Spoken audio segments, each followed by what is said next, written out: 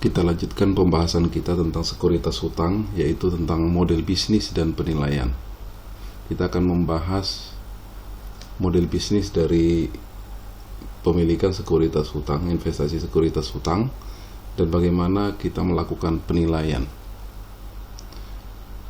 Capaian pembelajaran yang akan diperoleh adalah Anda mampu menjelaskan model bisnis dalam investasi sekuritas hutang.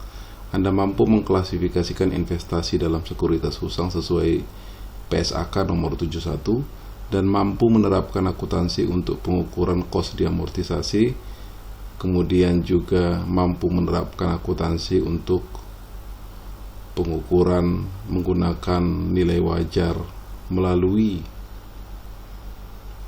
laporan penghasilan komprehensif dan juga melalui rugi laba. Jadi ada 5 sebenarnya ya capaian pembelajaran. Nah, kita mulai tentang apa yang dimaksud dengan model bisnis. Model bisnis dalam investasi sekuritas sebenarnya berkaitan kenapa sih investor mau menginvestasikan dananya dalam sekuritas hutang atau dalam obligasi. Nah, kalau ditilik sebenarnya apa motivasi investor membentuk motivasi investor tersebut akan membentuk model bisnis investor dalam berinvestasi. Biasanya investor memiliki motivasi dalam berinvestasi dalam sekuritas hutang adalah untuk memperoleh pendapatan rutin dan tetap. Biasanya sekuritas hutang itu memberikan penghasilan rutin dalam bentuk bunga kepada investor. Jadi investor membeli obligasi tujuannya hanya untuk menerima bunga, ya, pendapatan rutin, kemudian juga nanti pelunasannya dalam istilah yang lebih biasa digunakan adalah solely payment principal and interest, atau istilahnya sering nanti disebutkan SPPI. Jadi motivasinya ingin memperoleh pendapatan tetap dalam bentuk bunga, serta pada saat nanti jatuh tempo dia akan memperoleh pelunasan. Kemudian motivasi kedua, ini yang membentuk model bisnisnya adalah bukan untuk bunga dan pokok pinjaman, namun memang dia ingin berspekulasi. Maksudnya dia membeli obligasi tersebut, nanti ketika harganya di pasar naik, dia akan menjual, begitu terus ya, beli, kemudian dia lihat harganya naik, dia jual. Ini disebut spekulasi. Jadi dia sebenarnya bukan mengharapkan bunga dari obligasi tersebut, namun dia menginginkan selisih harga yang sering disebut dengan capital gain. Dibeli 400, dijual 450. Jadi seperti orang berjualan di pasar. Jadi capital gain, selisih harga itu disebut capital gain. Oke, tolong diingat ada 2 motivasi, yaitu terutama mendapatkan bunga pendapatan rutin, dan pada akhir periode pelunasan dia akan menerima pelunasan pokoknya atau sering disebut SPPI, solely payment principal and interest. Yang kedua, motivasi berinvestasi adalah untuk memperoleh capital gain. Nah, berdasarkan itu di PSAK 71 tentang instrumen keuangan, maka entitas mengklasifikasi aset keuangan ke dalam 1 dari 3 pengukuran. Yang pertama, amortized cost atau cost teramortisasi. Nah, aset keuangan yang kedua, nilai wajar melalui laba komprehensif lainnya atau fair value through other comprehensive income, FVOCI. Atau model ketiga, nilai wajar melalui laporan rugi laba atau fair value through profit and loss. Nah, pada saat mana dipakai salah satu dari ketiga ini, mari kita lihat gambar berikut. Yang pertama, apabila investor hanya menginginkan bunga dan pokok atau disebut SPPI dari investasi tersebut, jadi dia hanya menginginkan kas dari bunga dan pokok, maka diklasifikasikanlah model bisnisnya ditahan sampai jatuh tempo, held to collect. Jadi motivasinya hanya menerima bunga dan pokok SPPI maka model bisnisnya dia menahan investasi sampai jatuh tempo. Nah, ini dalam PSAK nomor 71 diklasifikasikan pengukurannya dalam cost teramortisasi, amortized cost. Kemudian, namun apabila dia tidak hanya menginginkan bunga dan pokok, maka model bisnisnya ditahan sampai jatuh tempo atau dan dijual. Artinya kalau harga bagus atau kalau dia butuh duit, maka dia akan menjual. Tapi sebenarnya intennya bukan mau menjual belikan investasi, ditahan sampai jatuh tempo. Tapi kalau ada kebutuhan yang mendesak, dia akan menjual. Maka nanti dia menggunakan model bisnis nilai wajar menggunakan other comprehensive income. Artinya setiap akhir tahun dia akan menilai berapa nilai wajar dari investasi. Kalau ditahan sampai jatuh tempo, tidak ada ini ya, cost teramortisasi, tidak ada penilaian atas nilai wajar investasi. Kalau di sini dia akan menilai berapa nilai wajar dari investasi tersebut. Nah, model ketiga juga, kalau dia tidak menahan sampai jatuh tempo, itu tadi yang spekulasi, ya, spekulasi, maka dia menggunakan model fair value through profit and loss. Artinya dia tetap menilai nilai wajar dari investasi, tetapi selisih nilai wajar dengan nilai nominal itu akan dilaporkan dalam laporan rugi laba. Jadi ingat, ada 3 model pengukuran investasi dalam sekuritas hutang dalam PSAK nomor 71, cost teramortisasi, fair value through other comprehensive income, dan fair value through profit and loss.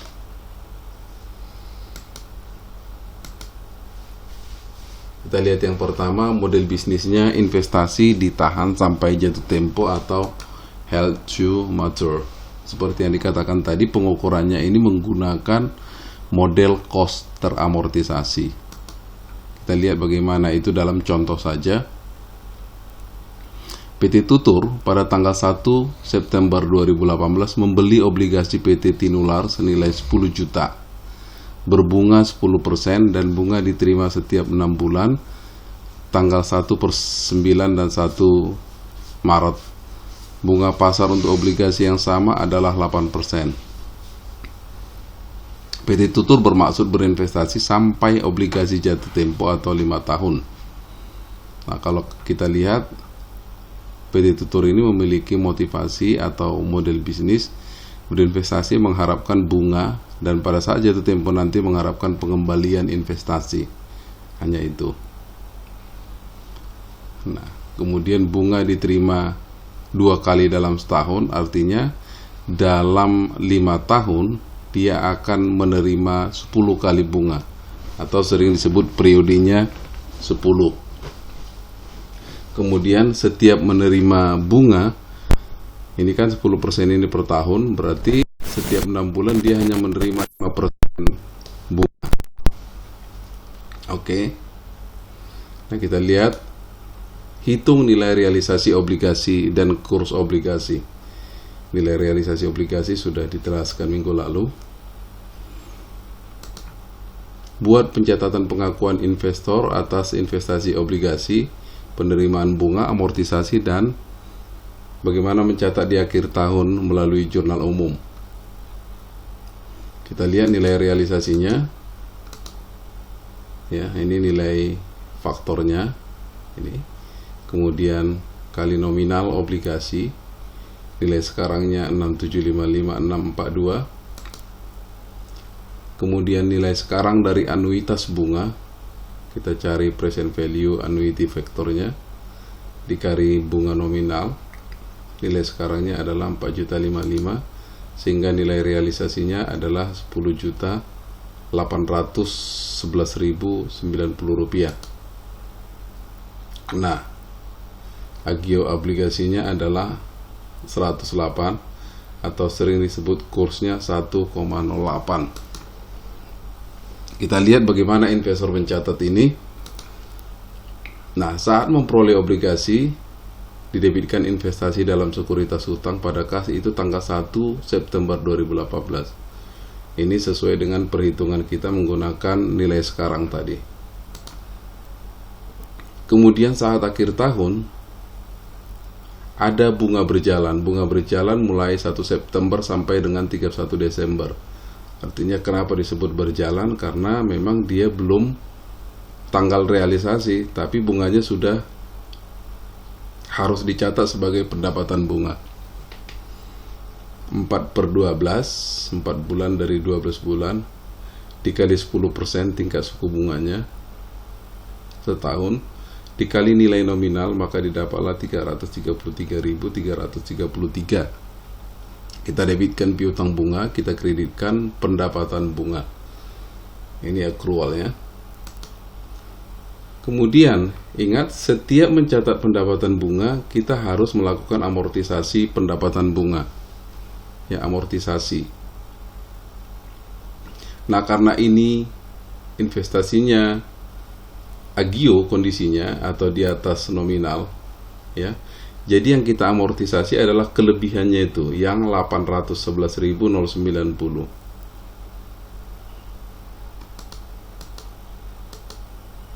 Oke. Jadi amortisasi akhir tahun ini adalah amortisasi 4 bulan juga, karena bunganya 4 bulan, maka amortisasinya juga 4 bulan. Kalau kita lihat tabel tadi, kembali lagi kita ke tabel.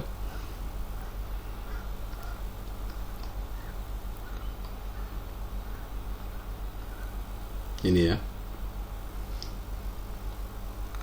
Amortisasi dilakukan setiap saat ketika investor mencatat pendapatan bunga, karena amortisasi merupakan penyesuaian terhadap pendapatan bunga pasar. Kita buat tabel begini. Nah, ketika dijual tadi nilai realisasinya adalah 10.811.090. Maka periode pertama itu nanti di bulan September. Ini tadi bulan September kita sudah melakukan amorti. Oh, bukan, periode pertama bunga adalah bulan Maret. Ini ya, bulan Maret tahun 2019. Pada saat itu bunga pasar 432, amortisasi 67556. Ini 500.000. Ini diperoleh dari 5% dikali nilai nominal. Kenapa 5%? Karena 2 kali pembayaran bunga per tahun. Jadi 5% kali nilai nominal obligasi 10 juta itu adalah 500.000. Nah, kolom ketiga ini bunga pasar itu dikalikan dengan nilai tercatat. Ini ya, nilai tercatat. Jadi 4% kali 10.811.090 dapat 432.44. Sedangkan amortisasi ini hasil pengurangan dari bunga diterima dan bunga pasar. Ini amortisasi. Kemudian nilai tercatat pada periode pertama penerimaan bunga 10.811 dikurangi 67556. Kenapa dikurangi? Karena memang ini dalam kondisi agio atau di atas harga nominal. Jadi nanti ini dikurangi. Namun kalau nilai tercatat di bawah nilai nominal ini harus ditambah. Amortisasinya harus ditambah. Kita lihat periode penerimaan bunga yang kedua. Bunga diterima tetap 500.000, bunga pasarnya 4% kali 10.743.534. Ya. 4% kali 10.743.534 diperolehlah 429.741, sehingga dari bunga pasar ada selisih antara bunga diterima dengan bunga pasar ada selisih 70.259.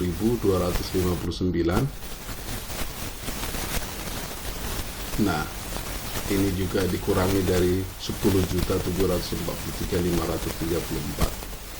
10.743 dikurangi 70.259. Kemudian periode ketiga sama juga ya, 500.000 nya 5% kali 10 juta, bunga pasarnya 4% kali 10.673 dapat 73009, kemudian ini dikurangkan dari 10.673.275. Begitu seterusnya sampai periode ke-10. Nanti pada akhir periode ke-10 nilai tercatat dari obligasi akan mencapai 10 juta persis dengan nilai nominalnya. Itu cara membuat tabel amortisasi.